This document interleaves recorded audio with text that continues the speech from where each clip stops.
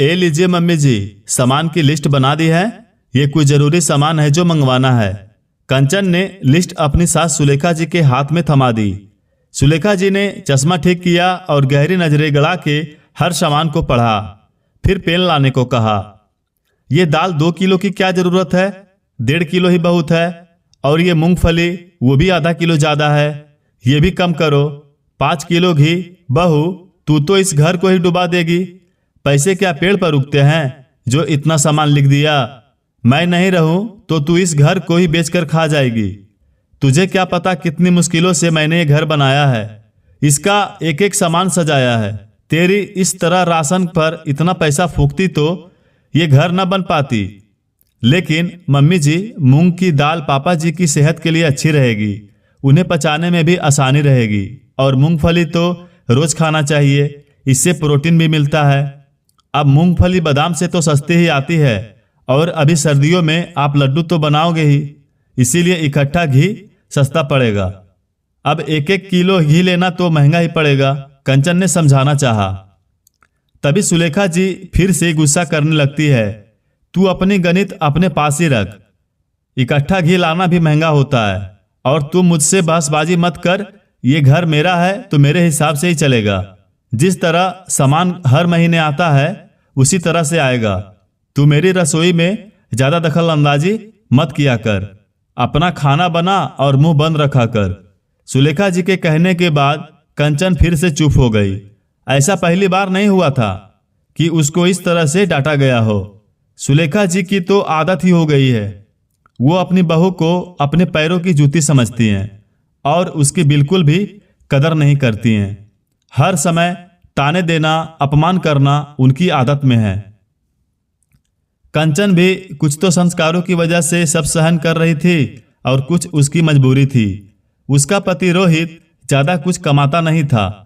ससुर सुरेश जी की तो सरकारी नौकरी थी, पर रोहित ज्यादा नहीं पढ़ा तो उन्होंने एक बिजली की छोटी सी दुकान खुलवा दी। बस वो उसी पर सुबह शाम बैठता था, पर कमाई इतनी भी नहीं थी कि दोनों जनों का पेट भी भर सके।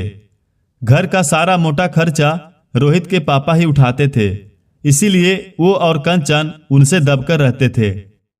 उसके अलावा सुलेखा जी की घर में तूती बोलती थी।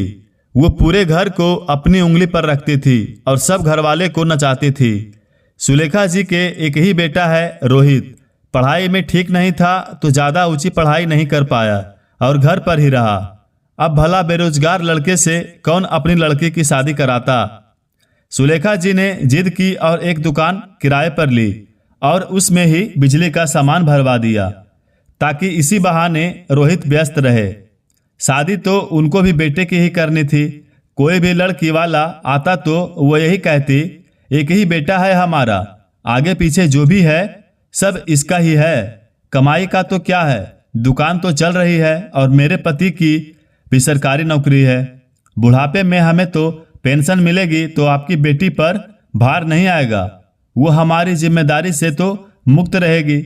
इतना बड़ा घर भी है और रहने वाले हम 3 लोग हैं। आपकी बेटी आएगी तो हमारे घर पर राज ही करेगी। ये घर सोना चांदी सब उसका ही होगा। कंचन के पिता ने ये सब सुना तो उन्हें लगा कि उनकी कंचन तो इस घर पर राज ही करेगी, इसीलिए उन्होंने हामी भर दी। कंचन को यह रिश्ता पसंद नहीं था, पर उसकी बड़ी बहन मानसिक रोगी थी। पापा मम्मी उसके कारण तनाव में रहते थे। बहुत जगह इलाज करा चुके थे, बहुत सा पैसा भी लगा चुके थे। ऐसे में उनके लिए शादी करना आसान नहीं होगा, पर बेटी की शादी तो करनी ही थी। और छोटी बहन भी कब तक कुंवारी बैठी रहेगी। सब कुछ सोच समझकर देखभाल करके कंचन के पापा ने हामी भर दी। पर वो ये भूल गए थे कि लड़की की शादी के लिए घर परिवार और ससुर जी की नौकरी से ज्यादा जरूरी है कि लड़के की काबिलियत और उसकी कमाई देखी जाए। आखिर लड़की को जिंदगी लड़के के साथ ही बितानी है। पति की कमाई हो तो वो सिर ऊपर उठा के चल सकती है, गर्व से जी सकती है। कंचन और रोहित की शादी हो गई। शुरुआत दिन तो अच्छे रहे, पर बाद में उसकी सास ने अपने रंग दिखाने शुरू कर दिए। उसकी सास उसकी हर बात और हर काम में टोका टोकी करने लगी थी। जो उसके लिए असहनीय थी। हर बात में वो ये जताने लगी थी कि उनका पति कमा रहा है तो उसे सोच समझकर खर्च करना चाहिए।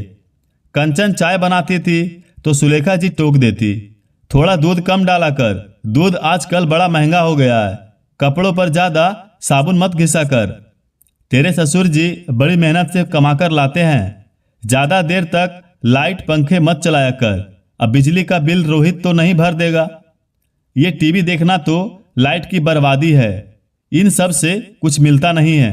कंचन का जीना मुश्किल हो गया था। वो मायके भी कुछ नहीं कह सकती थी क्योंकि उसके मायके वाले वैसे ही बड़ी बेटी की बीमारी से बहुत परेशान थे। कंचन छुप कर आंसू बहा लेती थी। अब सास तो रोज ही ये जताती थी कि घर उसके पति की कमाई से ही चल रहा है। सच है, जो ज्यादा कमाता है वो सबके सिर पर सवार रहता है। सुलेखा जी के व्यवहार में कोई सुधार नहीं आया और उधर रोहित की कमाई भी ज्यादा नहीं बढ़ी थी, इसीलिए वो अपना दबदबा बनाए रखती थी। रोहित सुबह का गया रात को घर आता था। वो अपनी पत्नी को कभी कहीं घुमाने या सिनेमा दिखाने भी नहीं ले जाता था क्योंकि थोड़ी बहुत जो दुकान से कमाई होती थी वो दुकान का किराया भरने में ही काम आ जाती थी और ऊपर से रोहित के पापा अपनी कमाई में से पैसा देते थे।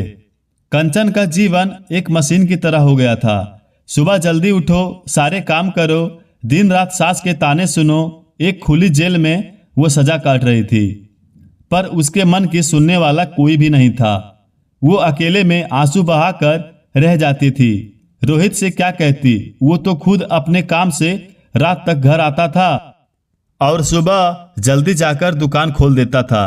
कंचन एक दिन खाना बना रही थी तो सुलेखा जी रसोई में आकर बोलती हैं, थोड़ा देखभाल के सामान काम में लिया कर, इतनी महंगाई का जमाना है और ये पापड़ सीखने की क्या जरूरत है, बेकार में ही सलाद काट रही है, कोई चीज मुफ्त में नहीं आती है, रोज रोज दाल बनाने की भी क्या जरूरत है, तेरे पापा जी और मैं तो कितना कम खाते हैं, घर में जो सबसे ज्यादा कमाता है जब वही नहीं खाए तो बाकी चीजें बनाने का क्या मतलब है, और तेरे पापा जी और मुझे ये सब्जी पसंद नहीं है, मत बनाया कर, पहले जो ज्यादा कमाता है उसका ध्यान रखा कर, रोहित के लिए दुकान टिफिन भेजकर भरने की क्या जरूरत है, वो वहां दिन भर बैठा ही तो रहता है।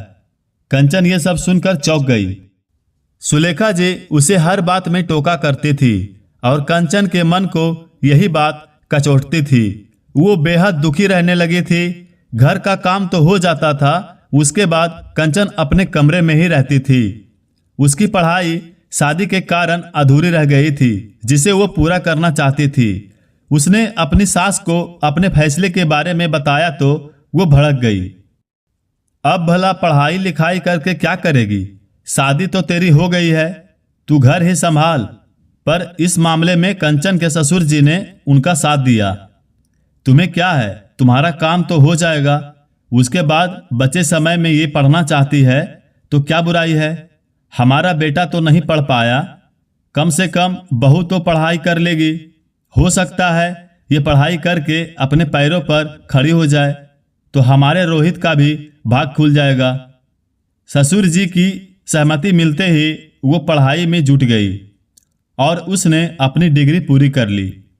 डिग्री पूरी करते ही सुरेश जी ने उसे प्रतियोगी परीक्षा का फॉर्म भरवा दिया और कुछ महीने बाद कंचन की सरकारी नौकरी लग गई। ये बात उसकी सास को हजम नहीं हुई। पढ़ाई तक तो ठीक था पर अब बहू नौकरी करेगी तो घर कौन संभालेगा और वो किस पर राज करेगी। रोहित अपनी पत्नी की सफलता से बहुत खुश था। वहीं सुरेश जी ने बहू को बहुत सारा आशीर्वाद दिया पर सुलेखा जी अड़ गई कि बहू नौकरी नहीं करेगी। ठीक है, पढ़ाई कर ली, परीक्षा दे दी, नौकरी भी लग गई, पर नौकरी करना जरूरी तो नहीं है। तेरे ससुर जी कमा रहे हैं, हम खुद भी खाएंगे और तुझे तेरे पति को भी खिलाएंगे। मम्मी जी, खाना तो भिखारी को मंदिर के बाहर भी मिल जाता है पर पेट भरना ही काफी नहीं है। उसे कितनी बात दुत्कारा जाता है, भीख के लिए सुनाया जाता है, उसकी हंसी उड़ाई जाती है, उसका अपमान किया जाता है कंचन ने कहा, मैं भी यही सब सहन कर रही हूँ।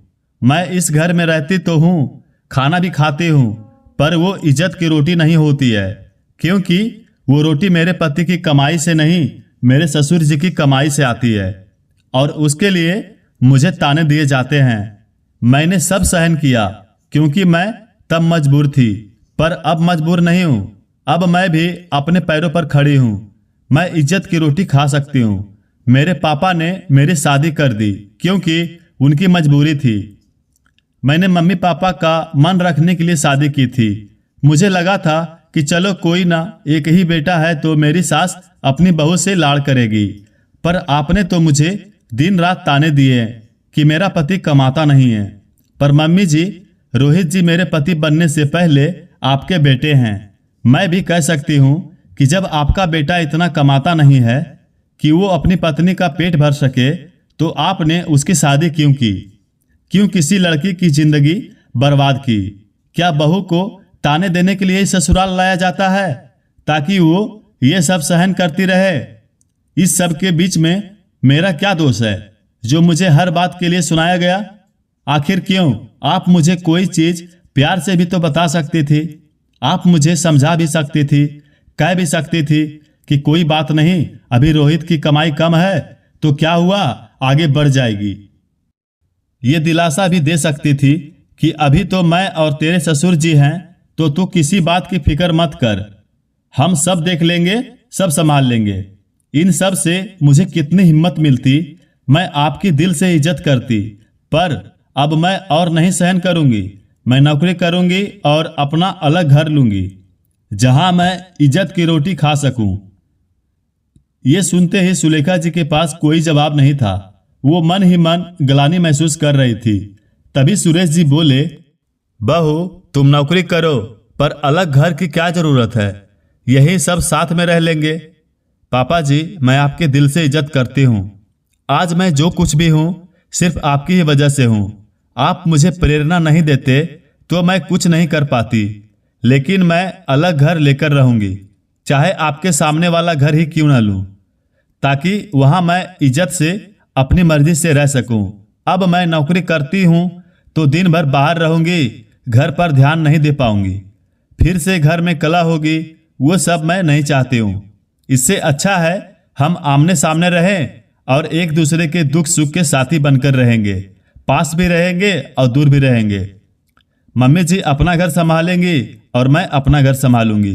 रोहित भी चुपचाप खड़ा था। वो अपने मम्मी पापा के सामने कुछ नहीं बोलता था, पर उसे भी पता था कि सुलेखा जी कंचन के साथ में कैसा व्यवहार करती हैं। उसने भी अपनी मौन स्वीकृति दे दी।